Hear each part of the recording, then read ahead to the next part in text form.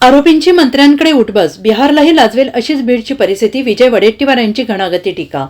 सर्वार्थाने सक्षम असलेली आमची पोलीस यंत्रणा बीड प्रकरणात कुचकामी होताना दिसते, याचं फार वाईट वाटतंय. बीडच्या संदर्भात कुठल्याही दबावाला बळी न पडता या प्रकरणाचा तपास झाला पाहिजे.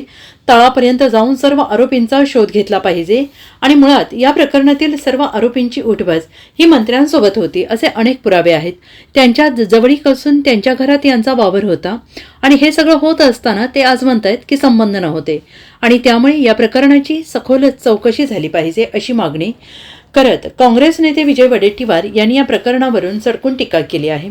संतोष देशमुख यांच्या हत्या प्रकरणावर ते नागपूर येथे बोलत होते. पुढे बोलताना त्यांनी बीड म्हणजेच बिहारलाही लाजवेल अशीच बीडची परिस्थिती असल्याची टीका त्यांनी केली आहे. बीडसारख्या जिल्ह्यात नेमणूक करणारे पोलीस हे तेथील मंत्र्यांच्या मर्जीने होतात. तिथे येणारे निर्णय घेणारे सर्व निर्णयकर्ते त्यांच्याच मर्जीने नेमले जातात. अनेक अधिकारी हे बीडचे जेव्हा आमच्याकडे चंद्रपूरला येतात तेव्हा ते सांगतात की साहेब, एवढं काम करण्याची गरज नाही, 30-40% काम केलं तरी पुरे आहे. म्हणजेच बीडमध्ये जो काही निधी मिळतो त्यातील निम्मे पैसे सर्व यंत्रणा आणि राजकीय नेते मिळून वाटप करून घेतात आणि म्हणूनच कॅगच्या अहवालात ही माहिती पुढे येत आहे. त्यात जवळपास 96,000 कोटींची कामे मिळेनात झाली आहेत आणि यातील अधिकाधिक कामे ही एकट्या बीड जिल्ह्यातील आहेत. 20-30% टक्केवारी दिल्याशिवाय अवघ्या 5 लाखांचे कामही कोणी करू शकत नाही. म्हणजेच खंडणी, गुन्हेगारी आणि त्यातून अर्थकारण फिरते.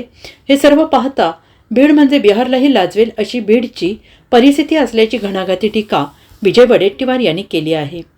संतोष देशमुख सरपंचाचा खून आणि त्यानंतर झालेल्या आरोपीची म्हणजे आरोपी फरार होणं, गुन्हा दाखल होण्यास विलंब होणं आणि सुरुवातीला खून होण्याच्या पूर्वी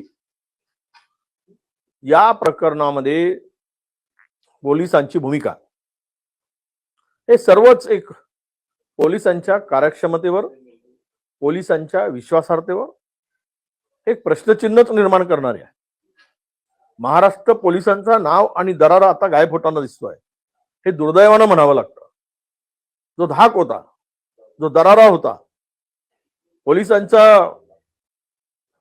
एकूणच या राज्यामध्ये किंवा महाराष्ट्रामध्ये नव्हे देशामध्ये एक नावलौकिक होता महाराष्ट्र पोलिसांचा. आता सगळं हळूहळू त्याची घसरण होताना दिसते. हे राज्याचं दुर्दैव आहे. संतोष देशमुखांच्या खून प्रकरणामध्ये पोलिसांनी फार मोठी भूमिका, मी स्पष्ट आरोप करतोय की दिरंगाई केली. आरोपीच्या गुन्ह्यावर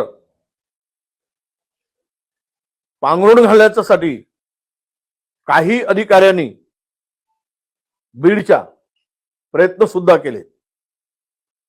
त्या पुढे जाऊन सांगेल की 22 दिवस वाल्मिक कराड गायब होते, फरार होते. यांची माहिती पोलिसांना होती, पण पकडण्यामध्ये सुद्धा वेळकाळूपणा केला.